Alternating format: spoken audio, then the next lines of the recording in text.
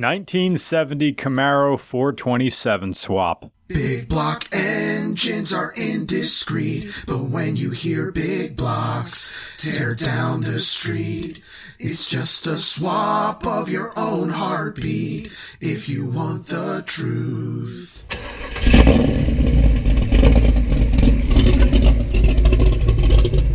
This is what your uncle thinks about when he hears the word Camaro. Because this is the Camaro that sits in the garage next to the cooler of beers, and the radio that's turned to the Padres game. Your uncle is under the hood while his gelatinous friend with the straining waistband clings to the last cold Molson like Charlton Heston to his guns. Pure art.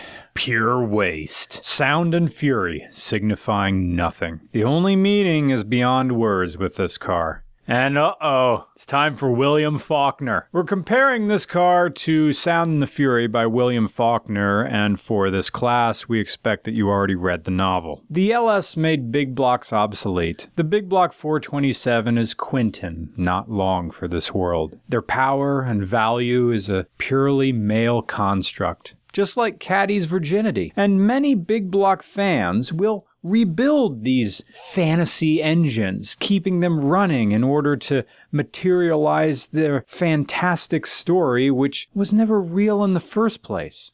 Oh no, big blocks do matter. You can have superchargers and everything. But they're wrong. Like Quentin resenting his father for shattering Quentin's childhood ideas about Southern chivalry, people make up all sorts of excuses to keep big blocks around. This is a loud, glass-packed, signaling, peacocking, huge trap, dick pills, docking, dry humping, kissing in a tent while rain falls outside, and I finally found someone who understands me, and it's okay that I fart. Muscle car from the first Nixon administration. 3-speed turbo 400 automatic. Has nothing to do with forced induction, that's what General Motors called their automatics, the turbo 400. No overdrive, just this is 65, 70 miles an hour. This 7-liter big block is turning 2,500 to 3,000 RPM. Just blah. This is a big block swap. A 1970 Camaro never came with a 427 cubic inch motor. The second gen Camaros had 7 engine choices. 3.8 liter V6,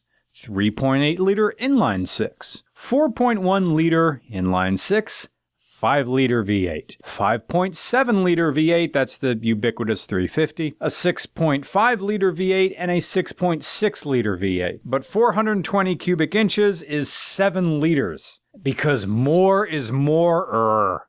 And in the early 90s, when the muscle car bubble began its inflation fetish, this Camaro got a 7-liter or 427 cubic inch swapped in. Which makes sense because the LS1 didn't come out until 1997, and even if someone wanted to swap it into a second-gen Camaro then, it would be cost prohibitive because all new technology is expensive at launch. But in the early 90s, a 427, let's be honest, truck engine was more affordable. So here we are. The 1970s Camaro with its front engine, rear-wheel drive layout has a body style that calls to mind chevron mustaches, Leonard Skinner, and 2mm thick pubes. Muscle cars don't really look like this anymore. I mean, they try, but they can't look like this anymore because we live in a society that privileges bare-ass smoothness, round edges, and soft features. You can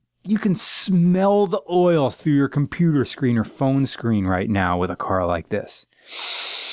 They smell like they've been lived in, that they've been worked on, that they've been fussed over. But with a lot of cars today, you can practically smell the heat from the CPU in your laptop as you tune it. There's a slick sheen of newness. And once that wears off, what do you really have but a car that's slowly depreciating in value with each mile? With the debut of the small block V8 in 1955 and its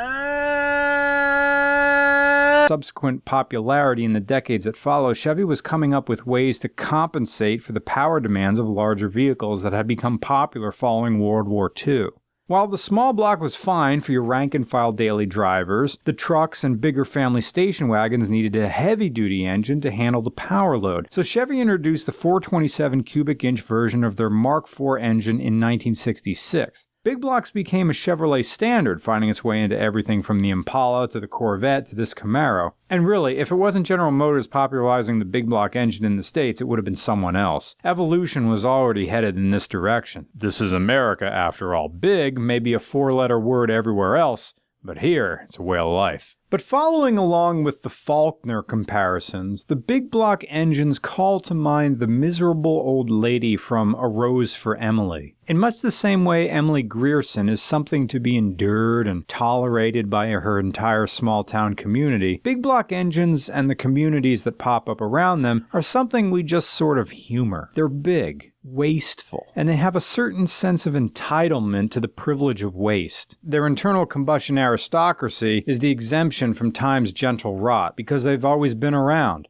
And they always will be. Their relevance is declining, but even if we don't always celebrate our elders, it's a common courtesy to grant them the dignity of a patient audience. I may have issues with this car, but at the end of the day, I still want to know what this engine has to say. Yeah, Grandpa talks a lot and his stories go in circles, but that doesn't mean I'm always feigning interest. I like those stories. I want to hear them again. And I'm embarrassed how much I'm enjoying myself in this car. I know I'm making less power than a turbo LS motor, but I don't mind. I know I'm lunkhead dumbbell dropping curls for girls loud, but I'm okay with that. I know I'm surrounded by trash class 1970s fake wood trim, but I'm into that. I know I don't corner. I know this hood is making veiny promises which my dick will welch on. But I feel like the Hulk. Just a little bit. Just a little sippy taste. And by the way, the bumper belongs here. Split-lip bumpers weren't universal, but most of the restored second-gen Camaros you see at car shows have split lips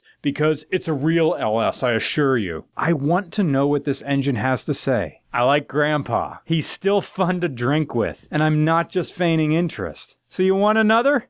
Yeah, let's have another.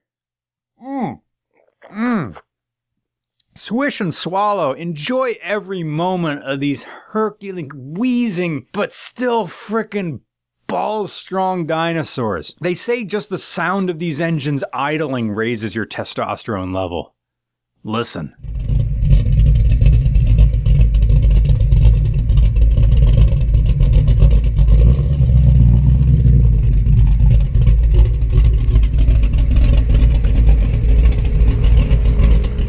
I just want a big block in my old Chevy, like an old 70s Camaro. Old Chevy with a walnut bezel radio. Can I buy your big block Camaro?